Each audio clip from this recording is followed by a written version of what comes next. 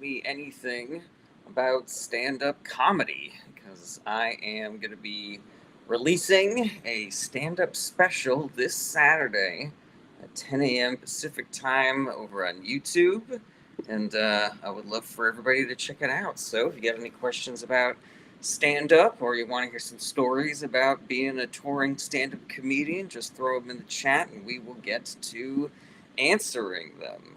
I've been doing stand up for about 20 years now. I started in New York City. I've traveled and done stand up in every state in America except for Alaska. That's the only one that I haven't been able to do yet. So, yeah, any questions about stand up, just throw it in the chats. My special is coming out on Saturday, this Saturday. I'd love it if y'all would come check it out. What's up? It's the Rocketeer. Did you not know that this was happening? Did you not get the memo? It's the Rocketeer. So, yeah, welcome everybody. You can ask me anything that you like. I am here to answer your questions. Andrew says, any preset rituals? When I was a younger comedian, I used to do things like that. Like, I was like, if I have a good show, then I have to eat like the same meal that I had the last time and stuff like that. And I think that when you are doing stand up for a long time, you kind of pride yourself on just being able to walk on stage, having done whatever. What's up, Rena? Great to see you again. What's up, more break, please. Yeah, I love you guys, all my regulars, not knowing that I that I'm doing this, even though I announced it. But yeah, not everybody hears everything that I say, so no big deal. All right, excellent question, Andrew. Thank you so much. Jess says comedians are depressed people. That's why they are funny. That's not universally true, and in fact, I find it to be kind of like an old stereotype that is less and less true as every day goes by. But excellent first questions, everybody. Thanks so much. If you have any questions, just let me know in the chat. I'm here to answer all your questions. If you want to hear stories about being a road comic or doing open mics in New York City or trying to get past at clubs and dealing with comedy bookers, it's the Rocketeer says, I'm a bad regular, heckle me off the stage. That is a comedian. Yeah, that's a comedian thing. It's the Rocketeer, definitely. So yeah, my special's coming out this Saturday. It's called I'm Worried. I put it together from my last tour. I think it's really cool. It's a combination of a bunch of different shows all edited together. And it's a shorter set. Like a lot of comics will put out an hour, and this is only 20 minutes. And so it's extremely digestible, and I think it's really funny, and it's a little bit topical, a little bit personal. I hope you guys will all check it out. But until then, just let me know if you got any questions, and then I will happily answer that. Andrew says, are hecklers ever planted, not necessarily for you, but for others? I am confident that it has happened. I don't know any comedian who has done it. Because being able to improvise on stage is fun for comedians. And so we are not going to, stage something that makes us look like improvisational geniuses when we just want to do the actual thing.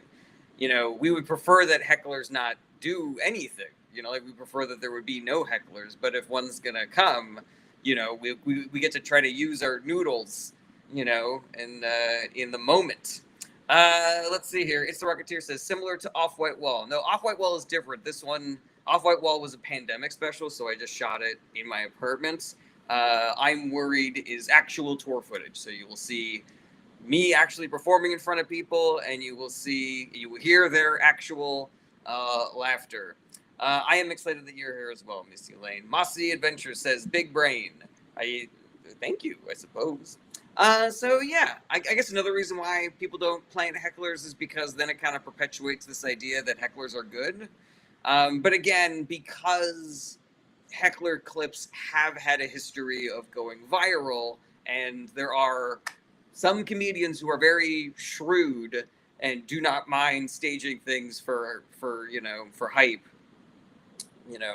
I have to imagine that it has happened, and I know some really bad comedians who I really would not put it past them. Carmine says, what do you like in your banh mi? I typically like to do like a chicken banh mi or a tofu banh mi. Arena says, did you see Steve's tired baby dad post? I did, and I found that very entertaining. Steve was texting with a whole bunch of us while his wife was in labor for almost, I think 20 hours, 22 hours, something like that. So yeah, boy, oh boy. Boy, oh boy. I feel bad for her, and I certainly hope that my wife's labor is less long. All right, Misty Lane says, an agitator is basically a heckler. Imagine you're doing stand-up comedy and someone heckles you and then you pull out a gun and just deck them. That is essentially what ICE is doing to protesters. Unhinged to use that term as justification for violence. People say I'm funny. Yeah, way to bring things back to politics, Misty Lane. We're all trying to have a good time over here. you know. Yeah, I suppose. All right, Dad's Link says Charlotte tour. I do not have any plans to go to Charlotte anytime soon, unfortunately. My only tour is going to be the West Coast, and it starts in late November. I think like November 30th is when I go on the road, and then I'm gone for like two weeks ish, maybe a little bit less than that. Mateo, why do you keep on saying come over, Mateo? To your house? I will never do that.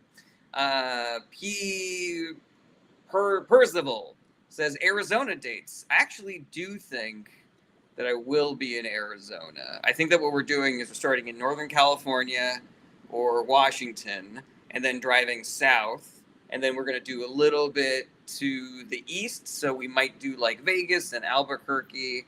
We're still a long way away. And sometimes Steve's tour dates will, sometimes they can be a little tentative. I'm looking at the schedule, and he's only got it up until May right now. So let's see here. Shalom to you, Mayan. Jody says, how can we hear some of your comedy? Well, my special drops this Saturday.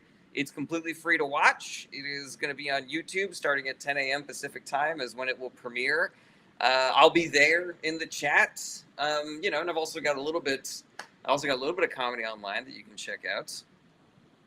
Alrighty, J. Nelson says, do you prefer floors or ceilings? I mean, I think they're both great. All right, excellent first questions, everybody. My name is Jared. I've got a stand-up special coming out on Saturday called I'm Worried, and I'm really excited for y'all to check it out, and I can't wait to hear what you guys think about it. Percival says, I'll keep watching for Arizona dates. Definitely interested in seeing you perform. I appreciate that, Percival. I'm pretty confident that Arizona is in there. In fact, maybe I can check out. Because, again, things are tentative until we get closer to the dates, but Steve did send me a tentative schedule when he first booked me for this. But yeah, we're kind of light on questions right now, so I definitely don't mind, doing a little look-see for this specific email. All right, any other questions here? Nope. Real Benda, I said, oh, so happy you're on with your comedy live. Yeah, of course, Real Benda. I said I was gonna, so I'm gonna.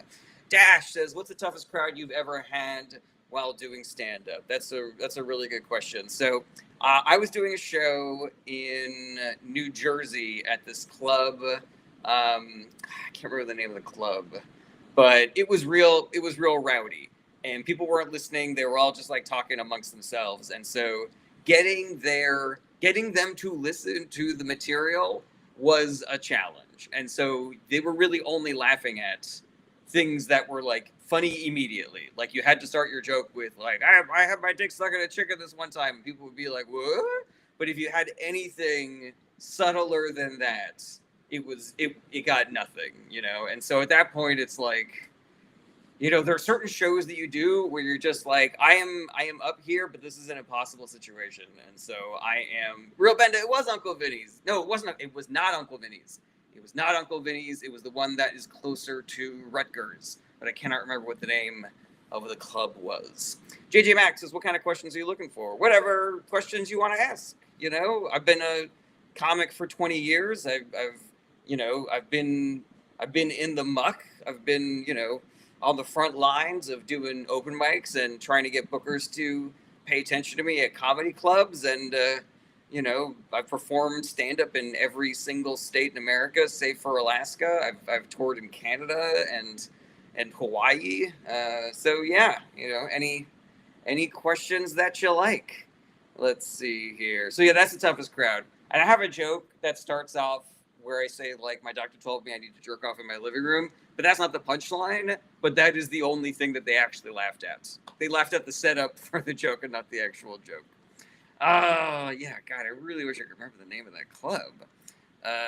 Let's see here. All right, yeah, so the tentative schedule is San Francisco, Sacramento, San Jose, Fresno, Los Angeles, Santa Ana, San Diego, and then Las Vegas, Tucson, Phoenix, and Albuquerque. But again, that is all Stress Factory. It was the Stress Factory. Thank you, Real Bend. I appreciate that. Misty Lane says you need to go to Alaska before you die. Yeah, I mean, as a matter of fact, I had a weekend scheduled in Alaska, and then COVID happened. And so I told Steve, if you ever get a chance to go to Alaska again, you have to take me, because I was promised Alaska, and now I am one state away from having done them all. Okay, Rainflower says sit down comedy here. You got it. Carmine says read that again. I will, but again, guys, it might change. It may change. Okay, let's see here. Carmine says, who would you want playing you and Steve in a biopic? I mean, you need a tall redhead, so maybe that dude from that movie, In Time or About Time. He was in the new Star Wars. He was like the bad guy in the new Star Wars. He could probably be a good Steve. For me, someone short and handsome. That dude Wells from The Bachelor. I think he could probably do a pretty good job. Maybe an Oscar Isaac. I've been told there's some resemblance there. You know what they should do if they ever were going to do a biopic and they were going to cast me and Steve? They should get a really tall guy to play me and a really short guy to play Steve. I think that would be a real fun switcheroo for everybody. So, they can get Tim Pool to play Steve and Jeff Goldblum to play me. Rainflower says Kevin Hart could do you. Yeah, that's very funny. Anthony Hammond says MJ versus LBJ. I mean, are you talking about Michael Jordan versus LeBron? I don't know. I think they both play really good basketball. I nailed that question. It's the Rocketeer says, do you think the market can handle a second puppet comedian, or has Randy Feltface got that niche locked down? I mean, Randy Feltface is not even the first, comedian of that ilk, but he's just really good at it. Okay, Eric Likes Cheese says, how is it possible that Bill B isn't in the Hall of Fame? I don't know who that is. All right, so let's see here. John Abbott says, Charlie Day for you and Danny DeVito for Steve. I fucking love that. That's hilarious. Okay, so again, the tentative tour schedule starting on November 30th will be San Francisco, Sacramento, San Jose, Fresno, Los Angeles, Santa Ana, San Diego, Las Vegas, Tucson, Phoenix, and Albuquerque. But again, all of those dates are subject to change. Rena says Bill Burr. Yeah, it could be, although I don't know what Hall of Fame Eric Likes Cheese is talking about. Triska says you forgot Seattle. Yeah, no Seattle on this one, unfortunately. We're starting in San Francisco. What's up, Lauren? Great to see you again. It's the Rocketeer says MJ versus LBJ, Mary Jane versus Lyndon B. Johnson. Obviously, that's very funny. Danako says, how can you call yourself a stand-up comedian when you're clearly sitting down? Oh, boy, you really got me there, man. Yeah, I gotta go. I gotta go hide my face under the covers. I'm so embarrassed. You fucking nailed me. JJ Max says, would you rather sweet cream cheese soup or hear the soundtrack to Frozen all the time? I think I go Frozen. There's some bangers on Frozen. Alrighty, what's up, Willie? Great to see you again. Hello, everybody. My name's Jarrett. I'm a stand-up comedian. I've got a special coming out this Saturday. It's called I'm Worried. It is sort of about what is going on, these days, but there's also some personal stuff in there as well. It's totally self-produced, and I put everything together from tour footage. I think it's really cool because I forget where I was going with that sentence. I got distracted by a comment. Murr says, are you a comedian? And if so, what inspired you to get into comedy? Excellent question, Murr. So when I was a kid, there was something about the rhythm of stand-up that I really liked. Like, I remember putting on stand-up records. I would take them out of the library. I'd take stand-up comedy records out of the library and listen to them. And even though I didn't understand any of the jokes, I just loved this like back and forth kind of rhythm thing that was going on. And then eventually I started learning like what the words actually meant, and there was just something about it where I was just like, yeah, I love the cleverness of this. I love the craft of it, the way that it kind of circumvents expectations and the specificity of the language. And I was watching Comedy Central like religiously. It was a brand new TV station around then.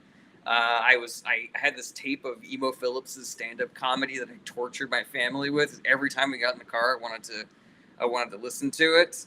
Let's see here. Misty Lane says, "Who's your least favorite late night TV host?" It's got to be Leno. JJ Max says, "How many words per minute do you type?" No idea. JJ Max says, "Have you ever typed on another man's word processor?" I'm sure I have. Real Bendis says, "How often do you get through a set with no hecklers?" I would say hecklers are relatively rare. So I would say that I do probably about 25 shows before I get one show that has a heckler. Mike Green says, "I saw a post that everybody hates Taylor Swift. Is this true?" Yes. How many words a minute do you type? I don't know if everybody hates Taylor Swift. She writes bangers. I don't know what kind of a person she is in real life, but boy, oh boy, does that music kick ass? Sean says, "What's the most unexpected, hilarious moment you've had on stage?" Okay, so one time I got heckled, and the heckler did a better job than any of the comedians. It was me and a bunch of other comedians. We were doing like a Q&A session. So it wasn't technically heckling. It was, we were kind of doing it back and forth with the audience. But we were making jokes about how Ben Franklin was like such a poon hound and he really liked fucking. And I was like, he was overweight. So I guess, you can put on weight if by just eating pussy. And, it wasn't a great joke, but, sometimes when you're doing banter, you just kind of put something out for the other guys to knock out of the park. And then somebody from the audience yelled, "Says the thinnest guy up there." And boy, oh boy, that would fucking nailed it. Murr says, "Best Taylor Swift song." Ooh, I gotta go with, I think it's called August or something. It's that one that goes, "Meet me behind the mall." I like that one. JJ Max says, "List qualities of a good heckler." There are no good hecklers. That is not something to aspire to. Okay. Oh, Misty Lane says Ben Franklin was an ass man. I would love to see any historical evidence that you have for that, Misty Lane. But if anybody's curious, one of the things that Ben Franklin was prolific as a writer. And one of the things that he wrote was an essay about if you're going to fuck some random lady, you should fuck an old lady instead of a young lady. And he lists all the reasons why. He's like, number one, you don't got to worry about ruining the reputation. Number two, their husbands are most likely dead. Number three, they're so grateful. Number four, their pussies are basically the same as young lady pussies. In fact, if you'd put a bucket over their heads and then flipped up their skirts, I guarantee you couldn't tell the difference between an old pussy and a young pussy. That is a real thing that one of our founding fathers wrote, guys. That's fucking hilarious. Ooh, ready, Miss Lince, I do have. Well, share with the whole class. JJ Max says, "You just gave an example of a good heckler. Make the list." No, that is the exception. That literally never happens. That is one time in a million. Ooh, ready. Willie says, "Do you ever do shows in DC?" I've done many shows in DC. I probably won't be doing shows in DC for a minute though, because I no longer live on the East Coast. My next tour is going to be entirely West Coast and Sun Belt. And so it's possible that I get booked for something on the East Coast in 2027, but at the moment, unfortunately, no. But I've definitely been there before. I love performing in DC. Carmine says, "Bro was going to collect them all." That's funny. Real Bendis says, "Before marriage, did you have groupies when you performed at clubs?" I have never, not a single time, been able to hook up with somebody that I wasn't previously dating from doing a show. And I know that that's like a thing that comedians do, where they go on stage and they go, "So I'm single," and then they do a joke about being single. And part of that is they're talking about, life experience, but another part of that is signaling to every thirsty lady of the audience, like, "Hey, I am down to clown." But yeah, I never got to experience that, unfortunately. By the time I went on my very first tour, I was already seeing the woman who I would eventually marry. So, yeah, I think that was probably my best chance, was that first tour that I did. But again, I was already involved. Let's see here. Mike Green says, "Will you play the Brea Improv when you're on that tour?" I don't believe that's on the list. Yeah, I don't see Brea on here, but there'll be something close to Brea, so you can come through. Willie says, "Good to know. I live in Northern Virginia, so I would love to come." Oh yeah, excellent. Alrighty. Let's see here. Yeah. All right. Looks like we're all caught up on questions. My name is Jarrett. I'm a touring stand-up. I am here to answer all your questions about comedy or tell stories about being a comedian or whatever. I got a stand-up tour starting. Not a stand-up tour. I've got a special that I'm dropping this Saturday on YouTube. Link is in the bio. JJ Max says, list qualities of a good comedian. Let's see here. There are a million different ways to be a good comedian. And what you might enjoy about a stand-up comedian might be something that I hate, and vice versa.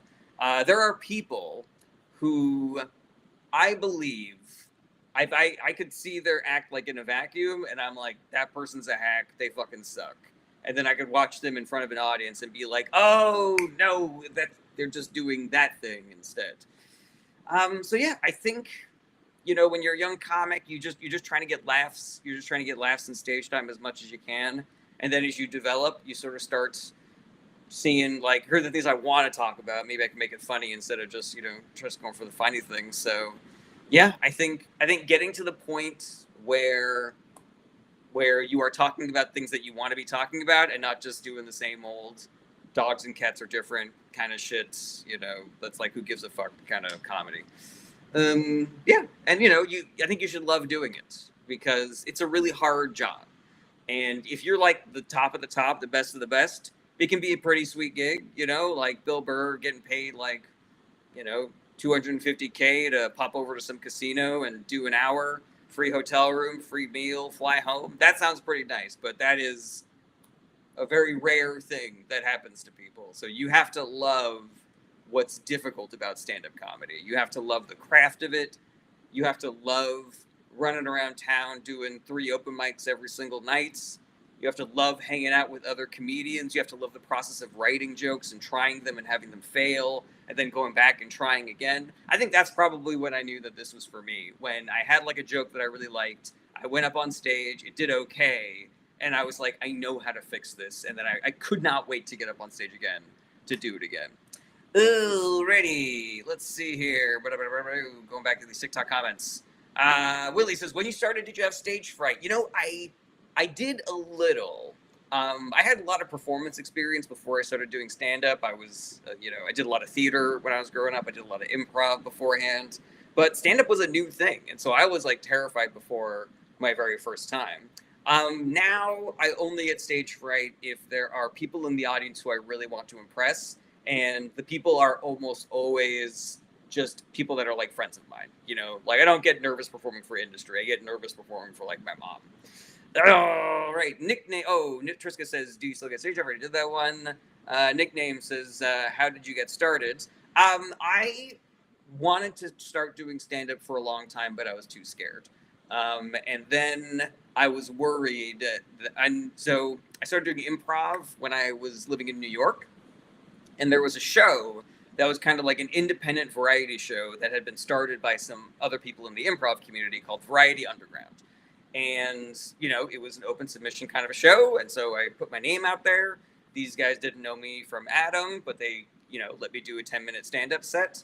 And sometimes when you do your first stand-up set, you get really lucky and you just fucking knock it out of the park. And that was my experience. And that was good because it, you know, kept me going. But it was bad because it gave me a real ego. And I was like, I'm a fucking savant at this. I'm a fucking genius. And it made me not want to go do shows because I was worried that people would steal my genius before I would have the ability to actually do the kinds of show. Like, I'm going to write this amazing joke, and then I'm not going to be able to get booked on a show where anybody's going to see it, and then all these other comedians are going to steal my joke, you know? Yeah, I think the real turning point for me was I had a friend who was also dabbling in stand-up at the time, and he was saying, like, why don't you do more open mics? Why don't you do more bringer shows? Why don't you flyer more? And I started telling him all the different reasons why I hated doing all those things. I was like, I hate flyering. I hate bothering people, giving them a flyer. The shows always suck. I hate doing bringer shows because they're so expensive. I'm asking my friends to spend like $50 to go see me do 5 minutes on a really shitty show, and everybody else on the show sucks except for me.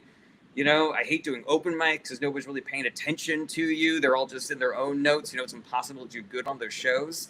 And my friend goes, you know what? I have a solution. Here's what you got to do, all right? Go to the store, buy a box of straws, and suck it the fuck up. And that was a real fucking sea change moment for me, where I was like, okay, yeah, sometimes you have to do things you don't like in order to get to the next level. Willie says, what was your big break? You know, it's really rare for people in entertainment to have one big break. It's usually like you have 1,000 things that go well for you. You know, there are so many times that I like won a stand-up comedy competition and thought, sweet, I'm done, man. I'm fucking psyched. My career to the fucking moon, man. And then you discover, oh wait, nobody gave a shit that happened, you know?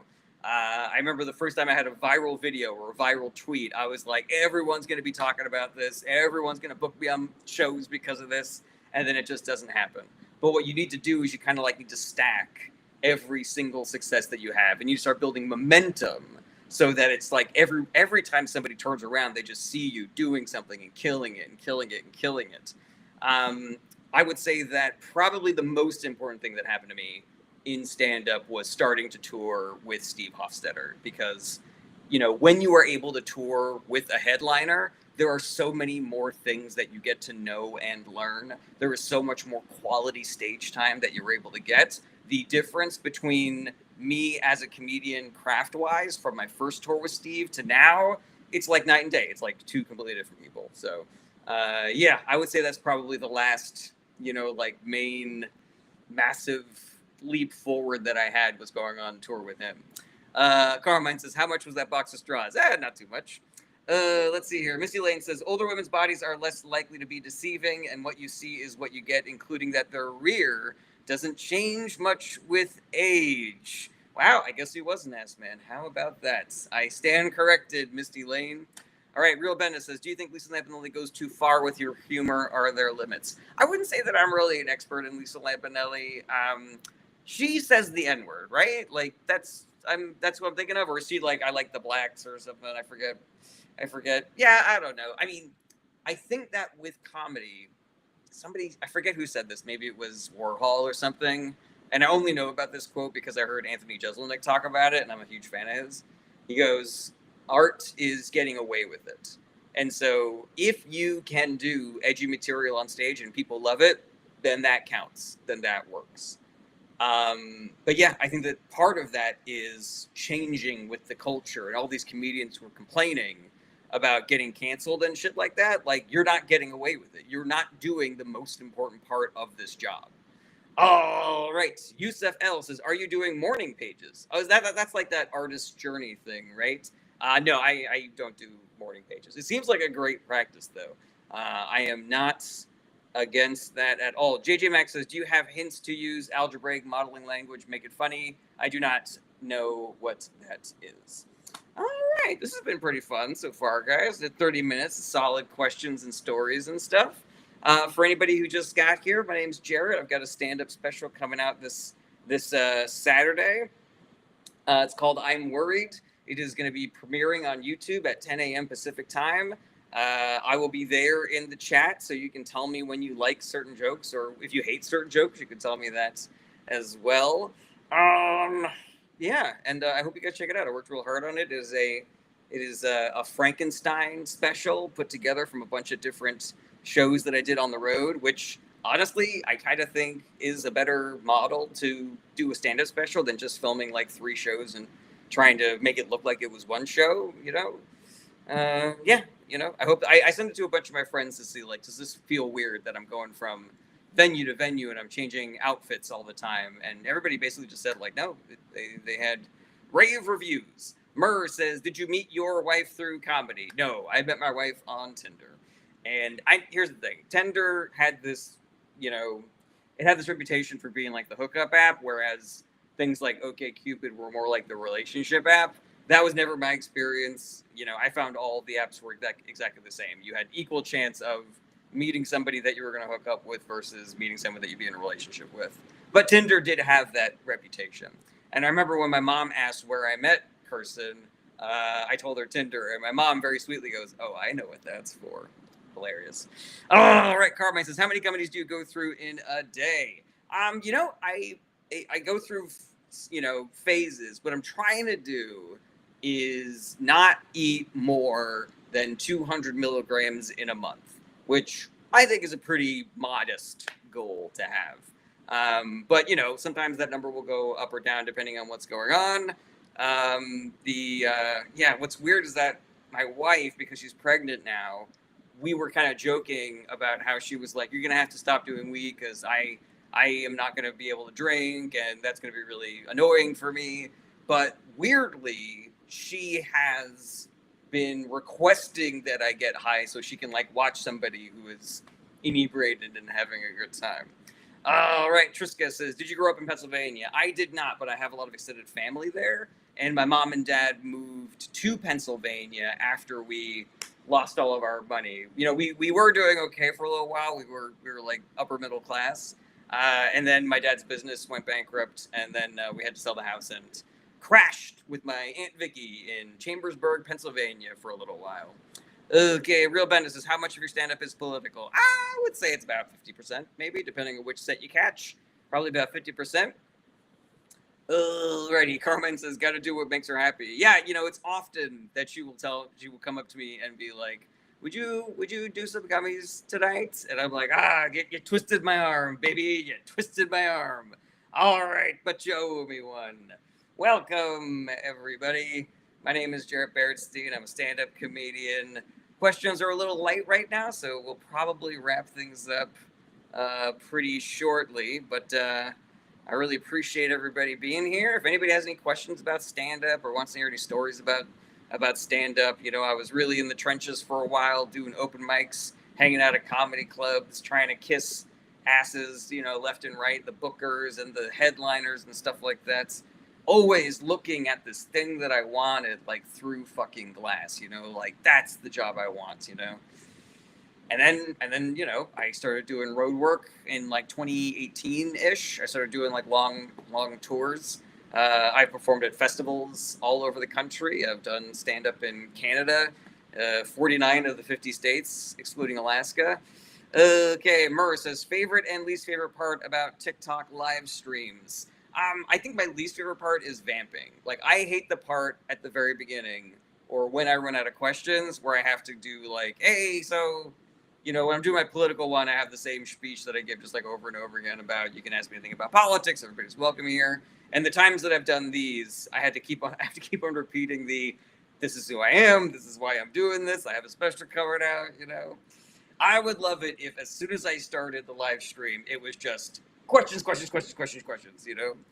I do feel bad if I miss people's questions and stuff like that. So, you know, as soon as I think about it, if I was like crazy popular on these apps and I was just getting so many questions that it was, you know, you had a 1 in a million chance of getting your question read. And I think that would suck in its own way. You know, like I really do like engaging with people regularly. You know, if I got somebody who doesn't agree with me on an issue and I can kind of like continue that conversation going for a little while. And I think that I will miss that if I ever become that successful. Triska says, do you also do acting? I do also do acting. I started as an actor. Like I did theater in high school and college. And when I first moved to New York, I was trying to be an actor. And for, you know, a whole bunch of reasons that I'm happy to go into if it's not boring, I decided to switch to doing comedy instead. But when I moved out to Los Angeles, I decided to take a scene study class just to see if I still had the chops. And I think I do.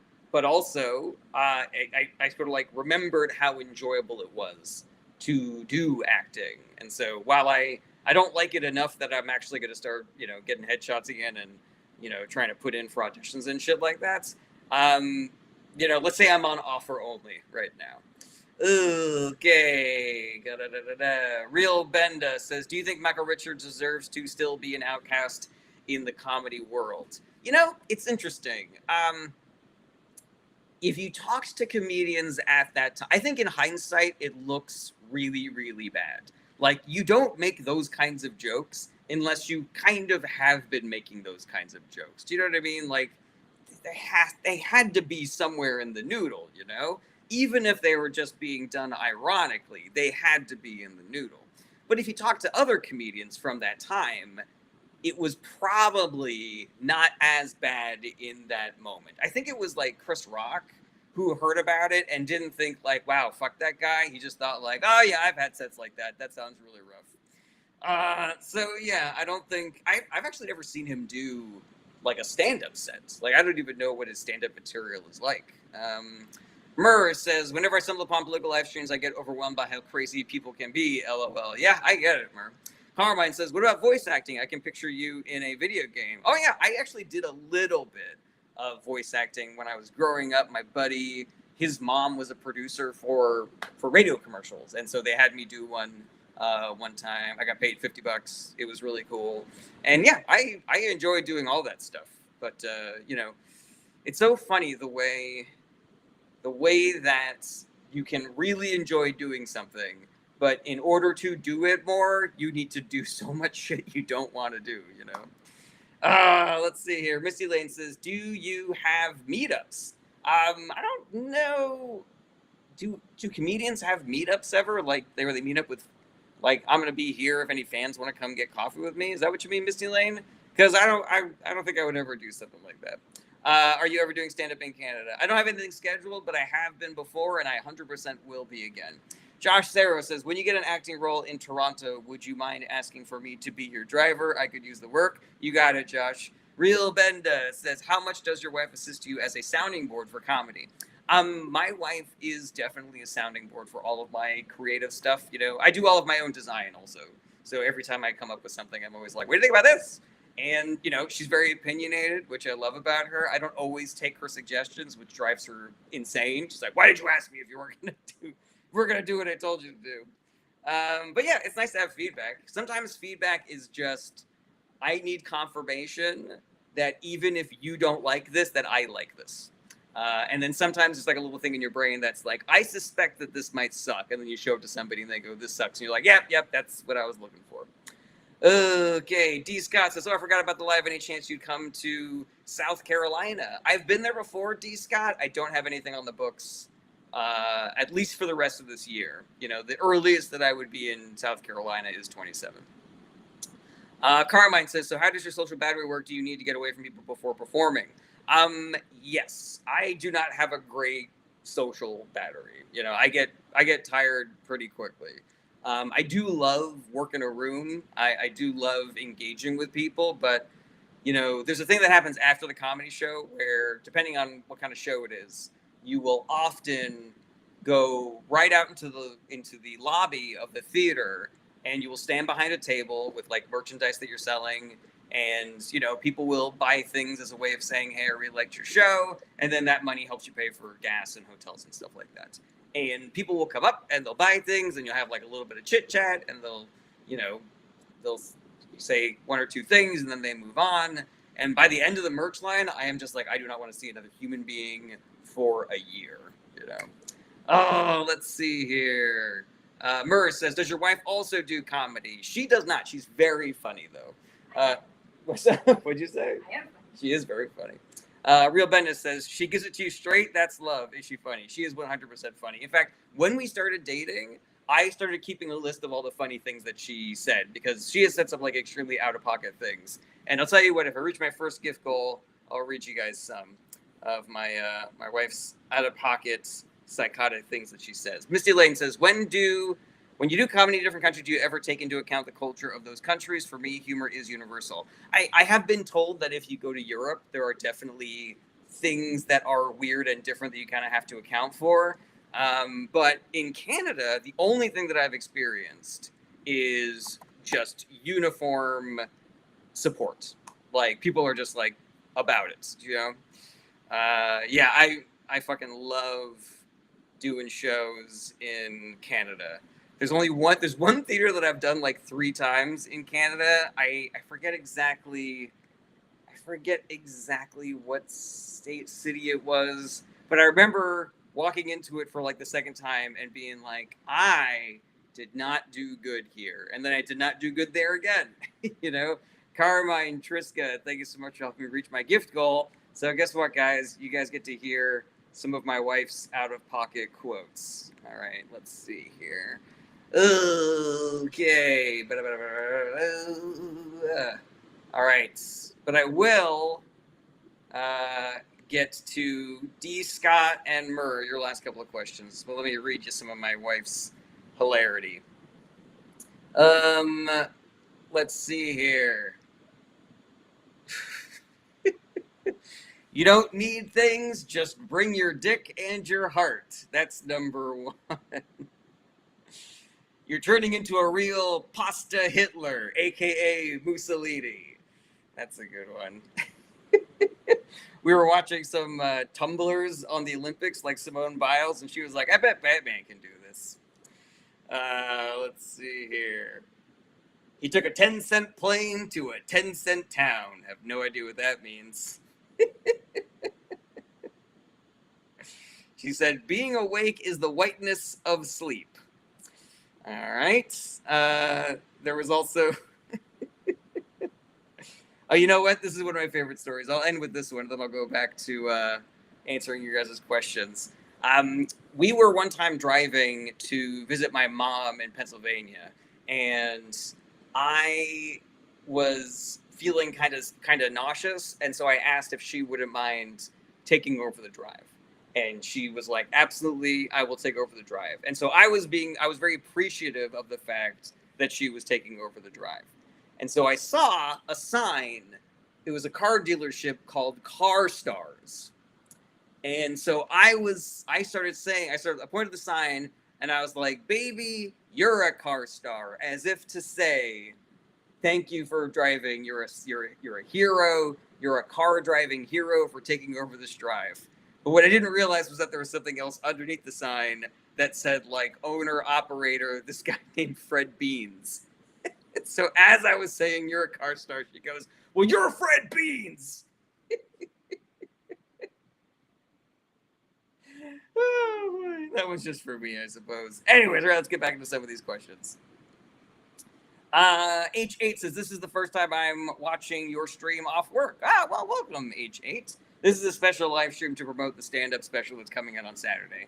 D. Scott says, "What is your dorky, geeky fandom?" Ooh, that's pretty interesting. I've always tipped my toes into it. Like I don't know if I'm like elbow deep in any nerdy fandom, but it's like, but I like playing board games. I love seeing movies. I've read a bunch of comic books. I play video games, but I'm not like elbow deep in it. I think you could probably say that I'm like a movie nerd more than anything because, one time a friend of mine, we were talking about movies, and he goes, "My favorite movie is American Gangster." And I was like, "What a random ass fucking movie." And I was like, "American Gangster with Russell Crowe and Denzel Washington." And it was really important to me that he knew that I knew two actors in that movie. But yeah, I wonder if there's other like dorky, nerdy things that I'm into. The things that I'm dorky about are not like traditional dorky things. Like, I fixed a cabinet today, and it's like, I am dorky about, like, look, I did that. I'm so cool. That's me. I kick ass. Let's see here. Do you have any feedback? God of War. I will grant. All right, so I am fanatical about the video game series God of War. They're making Amazon bought it, and they're turning it into a TV series, and I have been glued to all of the updates. Like, who are they getting to play Kratos? Who are they getting to play Baldur? Who are they getting to play all these different people, And I have all these specific ideas about, like, the lore, and, my wife didn't know anything about the God of War series until the latest one came out. And the latest one is kind of a departure. And I was playing it, and she really liked it. And then she started asking me about the lore. And I was like, "Oh, boy, strap in, lady." And I was like, "Okay, this guy's named Kratos. He's the god of Sparta. He got tricked by Ares into killing his wife and his children. So now he's tortured by the memory. And he's been given a deal by the other gods of Olympus. If he kills Ares, then they'll remove his torture from the memory." And I just on and on and on and on. And I showed her all of the animatics from the video games. But yeah, I'm a massive dork about the God of War series of video games. I fucking love them. Alrighty, let's see here. Mur says, "Do people even laugh in Europe? I've been to Germany before, and everyone was so serious." I have heard that about Germany. I've heard that from comedians in Germany. I've heard people in certain places, Scandinavia, potentially Germany, where they will be stone-faced during the entire show, and then afterwards they'll be like, "That was the funniest thing I've ever seen in my entire life." Okay. Real Bendis says, "Things have changed recently in Canada. They really do not like us these days." Potentially. But I think that when you go there and you communicate to them, like, "That's not me, man, and you guys are right to boycott us," then I think you're on their side. But yeah, when I was selling my Kellyanne Conway book up there, And I was like, listen, I know that this is not your politics. This is American politics, but you guys should buy this book. And then you can like impress people with how much you know about American politics. Cause it's so different from your, like your king or whatever you guys have. And they really liked that. Okay. H8 says, would separating identity politics from economics make political stances more linear? We're not doing politics today, my guy. We're doing comedy stories and reading my wife's hilariously ridiculous out-of-pocket statements, Brian Barbita says, live again. Yes, I'm doing a special stand-up comedy Ask Me Anything in order to promote my stand-up special, which is coming out on Saturday. Murr says, are you originally from Pennsylvania? No, but I grew up in Los Angeles. My mom's family kind of like relocated from the Bronx to Pennsylvania. Like I think 2 or 3 of my aunts lived in Pennsylvania, and my grandma at a certain point. And so we spent a lot of time there over the summers visiting them. And then when my dad's business went bankrupt and we had to sell our house in Los Angeles, my Aunt Vicky let us crash with her in Chambersburg for like a year. And that is why Aunt Vicky is my favorite, and she can do no wrong. Okay, Carmine says, my wife does not appreciate the cover of that book. She turned it over every time she saw it. Yeah, I mean, it sucks to have to look at that lady's face, Okay, Josh Sarah says, I'm Canadian. I do not like America in general. I'm fine with individual Americans so long as they don't support the current American regime. Yeah, that tracks. That tracks for me. And also, I've been to Europe, and, people are generally assume that if you're there, that you're not one of those Americans that they hate, because why would you come if that was the case? What's up, Yolanda? Great to see you again. Welcome, everybody. I am doing a special stand-up comedy, Ask Me Anything, because I got a stand-up special coming out on Saturday. N5RTN says, no politics today. I did it earlier, but this is different. We're doing stand-up stuff today. D. Scott says, we're in Pennsylvania. I had one aunt that lived in Chambersburg. My grandma, I think, also lived in Chambersburg. My Aunt Alba lived in, I want to say Harrisburg. She was in Harrisburg. And now my mom lives in York. Murr says, I'm from West Virginia. People are so bored over here. Anything makes them laugh. Well, if they pay me to come out there, I'll definitely go out there and do a set. Welcome, everybody. I'm answering questions about being a stand-up comedian. I've been doing comedy for 20 years. I've done open mics and bringers, and I've flyered, and I've hung at comedy clubs trying to get past, and I've kissed bookers' asses, and I got shat on and spit on, hypothetically, time and time again.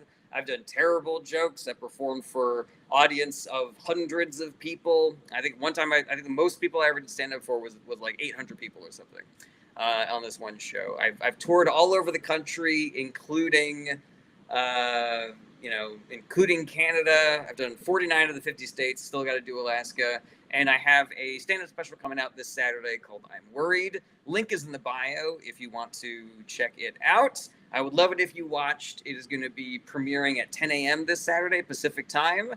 So you're going to have to do that math, depending on what time zone you're in. But I will be there in the chat if that is a plus for anybody. You can tell me to my face how much you like or hate the material. Good Goyim says, Charlie, are you telling me I look like Charlie Day? I'll take that as a compliment. Murr says, favorite and least favorite state that you have been to? Ooh, it's difficult because I think there's something good about like every state that you can go to. I think the worst audience I ever performed for was in Atlantic City. I think, 2 of the worst audiences I performed for have been in New Jersey. One was Atlantic City and one was New Brunswick. So I might go New Jersey, but I like New Jersey as a state in general. And as far as like best states that I've ever been to, I'm just gonna put this out there that I had a really nice time in Vermont once. So I don't know if it's my favorite, but I had a great day in Vermont on tour once. Okay. Real Bendis says, there was a comedy club portrayed on 30 Rock called the Chuckle Hut. Do you recall? That does sound familiar. I'm a huge 30 Rock fan. Carmine says, I'm trying to get my hopes up, but I am in one of your stops on that tour list. Oh, that's great, Carmine. I am I'll be so excited to see you at the show if you are able to make it through. Josh says, ask you anything, huh? Could you do your stand-up special right now for us? No. John Abbott has provided all of the times for everybody on Saturday for when you might want to check out the special. So yeah, anybody want to hear some stand-up stories or road stories? You just let me know. If anybody's ever been curious about how you become a stand-up comedian, what the process is like, what are open mics like, what are the various mechanisms by which you can get stage time, what's a hostage show, stuff like that. Murr says, one time a comedian told me the worst states they had been to was Tennessee and Alabama. Have you been to those? I have, and they're fine. I definitely don't think those are the worst. The worst states that I traveling in Florida and traveling in Texas, I think were awful. I often tell my wife I can live anywhere except for Florida and Texas. Don Jackson says, could you do stand up upside down? I think so.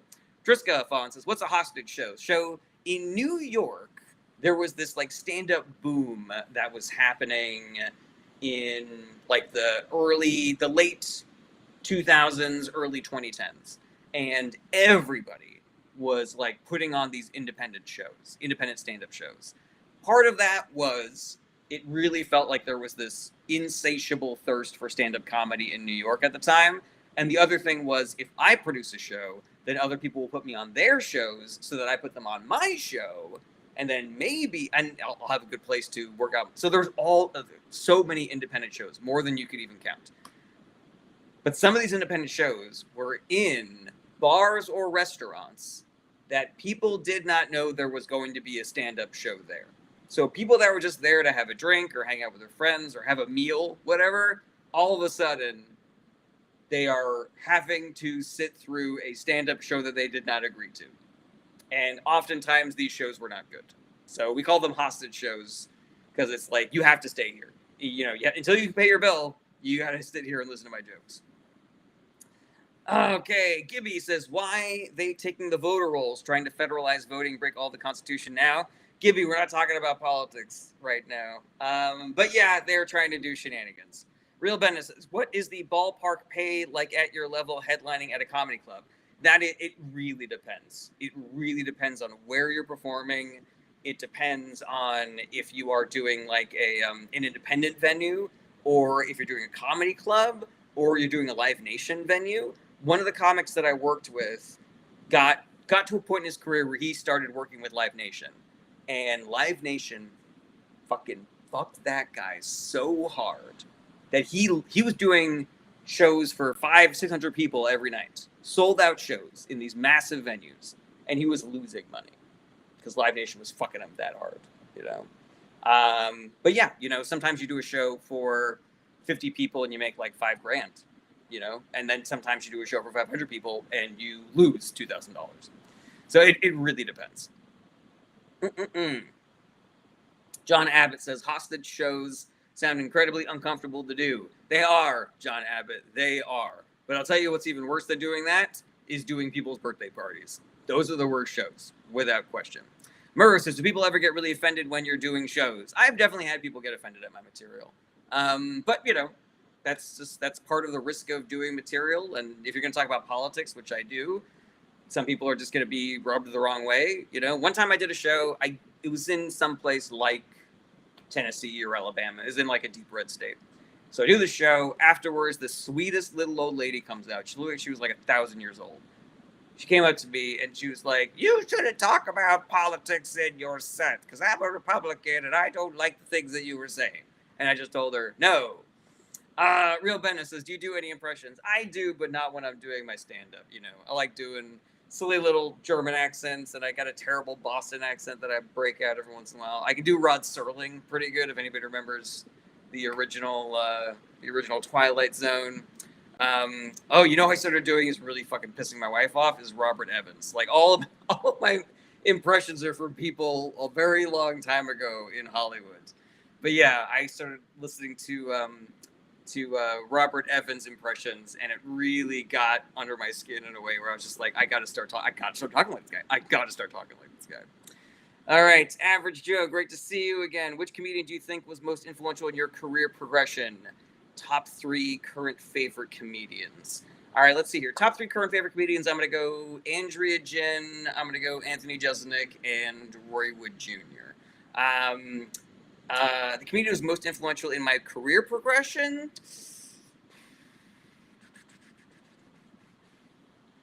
Oy, oy, oy, oy, oy. That's a hard one. That's a really hard one. I'm gonna go Emo Phillips. I think Emo Phillips is the guy who really dug comedy into my marrow. Was Emo Phillips. Was listening to him growing up. Okay, let's see here. Real Bendis says, Rod Sterling, can we hear a little? All right, don't judge me based. I haven't done this in a little while. But it's like, imagine just joining now. Apologize if already asked. Which comedian do you think was most influential in your career progression? And what are your top 3 favorite comedians? You guys hear it? You hear the Twilight Zone intro there? Let's see here. Anthony says, Oy vey, have you looked at a calendar lately?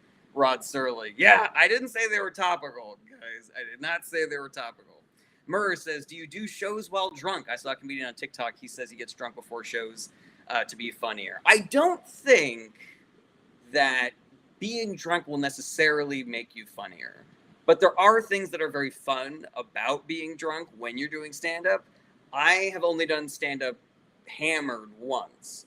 And I had a blast. I don't know if the audience liked it, but I had a fucking blast. Sometimes you have like one just to, calm the nerves before you go on stage. I oftentimes like to have like a burger and a beer before I was going on stage on the road. I wouldn't, it's not something that you should do regularly, I think, if only just like for your body. You don't want to have like a habit that is like really unhealthy in order to do your job, Titan says, what does your sphincter look like? Your profile picture. Let's see here. Thank you, reviews. I appreciate that. Bid Nevo says, what do you think will happen to Jack Smith? We're trying to talk about stand-up here today, guys. We're trying to talk about stand-up. Average Joe says, LOL, Mitch Hedberg. I missed that dude. Oh, yeah, Mitch Hedberg was fucking great, man. John Abbott says, were there any popular comedians when you were getting started that you saw and thought, I definitely don't want to be like them? Oh, my God. Yes, 100%. So there was a show. It was a flyer show. And a flyer show basically means that you, in order to do time on that show, you commit to handing out flyers to get people to come to see that show for like 2.5 hours beforehand. So it's just, it's me and a bunch of other extremely young comedians who are flyering, and we have these little postcards, and as people are walking by, we go, stand-up comedy show tonight, 8 o'clock, great comedians, come on in, it's only $5, no drink minimum, blah, blah, blah, stuff like that. But every once in a while, sometimes they would book somebody who had like real TV credits just to kind of like juice the show a little bit, give the audience somebody cool to see at the very end. So I show up, I've done my flyering shift, and I show up, and there is this dude there who thinks that he's fucking God's gift to comedy, and he is just fucking licking his own dick the entire time we were waiting to go on stage. He's like, I fucking crushed that show, I fucking crushed this show, fucking amazing this. Jay Leno told me that I was next in line to replace him, blah, blah, blah. And I was just sitting there just like hating this guy more and more with every second that went by. And then he got on stage and he fucking sucked. It was great, man. Yeah, he was a screamy comedian, like he did an impression of like a car alarm going off and being really annoying. And I was like, yeah, I don't really want to be that comic.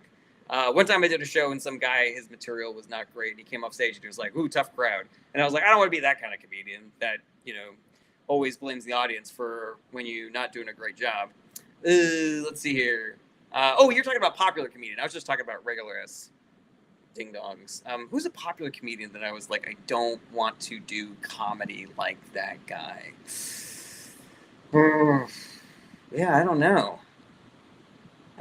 Really, I mean, Jay Leno is probably my go-to for like somebody whose style is so different from mine that I'm like never in a million years. Let's see here. Murray says, I heard someone say they did a show at a club while drunk and people got offended by it. Yeah, I get it. Like people paid to come see you do something, and you're kind of like wasting their time, right? By going up there and doing a worse version, of what you're supposed to be doing. All right, everybody. I think this was the best one that of these that I've done, which is nice. Like we made it through the entire hour Let's see here. Fletch Lives Again says, not like Bill Cosby. I mean, I loved his comedy. I just don't think, I didn't care for the sexual assault shit that his sexual assault material was not my favorite, shall we say. Real Bennett says, do you ever have to deal with anti-Semitism during a comedy show? One time, I started a joke saying, I'm Jewish, and a dude in the audience went, ugh. So, yeah. Yeah, Real Bennett. It's never been so bad that I've have to have been, like, escorted from the stage by security or anything, but yeah, it's definitely a thing. Dan Blackroyd says, for as much as he has a reputation for being milquetoast, Jay Leno is kind of mean-spirited. Is he really? That works for me because I have not liked him as a comedian for a really long time, and so to hear that he's like a bad guy also, mwah, I love it. Josh says, are you against the screaming type, Sam Kinison, Lewis Black, or is that just not your type?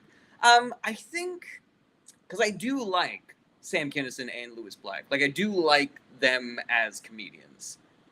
I guess there are some comedians who they replace the work of crafting material with screaming. And, you know, I do think that Dane Cook has been a good comic at certain points in his life. But there are definitely points in his life where you could also say you're a screaming comedian, you know? Let's see here. Bit Nevo says, have you ever worked with Kevin Mosey? I saw very racist comments on Instagram, not to gossip. Yeah, I don't even know who that is. D Scott says, I'm not sure how old you are, but I am Gen X. How do you look at comedy like Carlin, Pryor, etc.? I think I'm technically Gen X also. I'm 46, but I've been told that I'm also an Xennial because I was born in 79. Carlin I loved. Pryor, I could see what's great about him, but he just never like tickled me, you know? But yeah, I loved Carlin growing up. He was one of my guys. Murr says, are people ever racist during your comedy shows? Oh yeah, one time I was doing a show and this club was like, we have a local that's going to open the show for you. And he did a bit about how he was shopping for a new laptop, and every single laptop he said was like a different color. And for that color, he just did like a racist stereotype about that, you know, about that laptop. And I was just sitting backstage to go like, oh, Jesus fucking Christ, man. This guy's killing it in a bad way, not in a good way. One time I was doing a show, this is not about racism, but one time I was doing a show and this guy was just eating it just like really hard. And I was in the green room, and one of the comics was like, man, it is silent in there, like saying like, poor guy, you know? And, you know, there's a little bit of sympathy for comedians who are like newer and haven't got their shit together, but there's also like a, come on, man, like you're ruining the show for everybody. So this other comic was just like, God damn, it is really quiet in there. And I said, just like as a bit, I was like, oh, we don't know what's going on in there. Maybe somebody died or something. And then he goes, I guarantee you he hasn't killed anybody, which is a bit because we call doing good on comedy shows killing. So, you know, that joke is a lot better if you don't have to explain it. Oh, okay. John Abbott says, so no, I accidentally did a comedy show for the Klan like Steve had. No, I don't think I've ever done a show like that. I did do a show. I headlined a show in New Hampshire once, and I believe a significant number of the people in that audience like worked on the Trump campaign. Like I was selling my Kellyanne Conway book there at the time, and somebody came up and was like, I actually worked on his campaign. And I was like, it would make a lot of sense why you guys didn't like me that much. Real Ben says, is it better to go on after a guy bombs? Bomb? It's a really good question. Sometimes, depending on how bad a comedian is, it can exhaust an audience to the point where there's no getting them back. Sometimes, if they are the right level of bad for long enough, you become a breath of fresh air. So it's actually better to go on after that kind of comedian. But you are really playing with fire if your strategy is to have a bad comedian before you. Like, they could just as easily bury that audience as warm them up for you.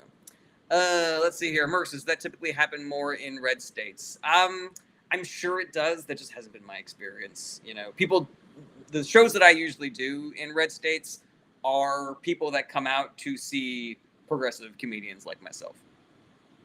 All right. Excellent questions, everybody. I'm just going to say one last time that I am doing this live stream to promote my stand-up special that is coming out this Saturday. The premiere is 10 a.m. Pacific time. and I will be there in the chat hanging out, and you can tell me in real time which jokes you like and which jokes you don't like. So yeah, I really hope that everybody go check it out. Link is in my bio. Let's see here. Any final questions here? Triska says, "Did you perform at the Comedy Cellar when you lived in New York City?" No. So the Comedy Cellar was the most like insular, hard to get into club in New York City, and it was easier to get in. But then the comedy boom happened, and because it was so insular, it became looked at as like the gold standard. Like, this is the crown jewel. You are only good if you get passed at this club. I never got passed at the Comedy Cellar, but I was suffering from not being good enough when it was possible to get in, and then it becoming impossible to basically get in. There are a lot of comics that I know who have been past there recently, and it seems like maybe they have lowered their standards, or they just need more mediocre comics to go on for their extremely late shows, like the one that start at like 12:15 and shit like that. But the Cellar is a great room. Like, it is perfectly situated. Like, the tightness of it, the tightness of the audience, the lowness of the ceiling, like, that is the perfect environment for stand-up. So it makes perfect sense why it would be such a revered space to do stand-up in. And then there's like the famous table where like all the old head comedians like sit, and you have to kind of like earn their respect before you're allowed to sit down there and stuff like that. It's very old school. It's very, you got to be made before you can join us kind of a thing. It's like, I get the appeal, but yeah, no, I never got past it at the Cellar. Let's see here. I appreciate that, Rena, threatening all 36 people in the live to watch the show. Murr says, "Did you take gummies before your shows to help calm nerves?" I have never done stand-up high. I have always wanted to try. I think that sounds like a lot of fun. And there actually are shows where you do a set, you get high, and then you come back and you do another set just to show like the audience the difference. But I've not been invited to do any of those shows so far. But yeah, I would love to. That seems like a lot of fun to me. There was actually I had a podcast during the pandemic called "Is This Anything?" where me and a bunch of other comics would work on new jokes together. And we had a Patreon, and on our Patreon we would do special episodes that were like different from the regular episodes. And one of the ideas that I pitched, that we ended up doing a couple episodes of, was called the High Writing Challenge. And it was basically like one person gets super duper crazy high and then has to write a thing that the rest of you decide on what it is. And I think we did 5 of them, and they were all pretty silly and enjoyable. And yeah, I fucking loved doing that stuff. Yeah, I had a buddy who was thinking about starting a podcast, and he was asking me if I wanted to get on board. And I was like, I'll tell you what, it's always been my dream to do some kind of a show where I have to get high before it. But unfortunately, that show never went. All right, everybody, thanks again for being here. I will see you guys tomorrow for politics. And then I will see you guys on Saturday when the show. You can say everybody, listen, watch your show. Do it. It's my wife, everybody. Watch Isn't she beautiful? All right, guys. I will see you tomorrow, or I'll see you on Saturday. Take care, everybody. Bye-bye. Goodbye. Goodbye. Goodbye. Goodbye. Goodbye. Goodbye. Goodbye. Goodbye.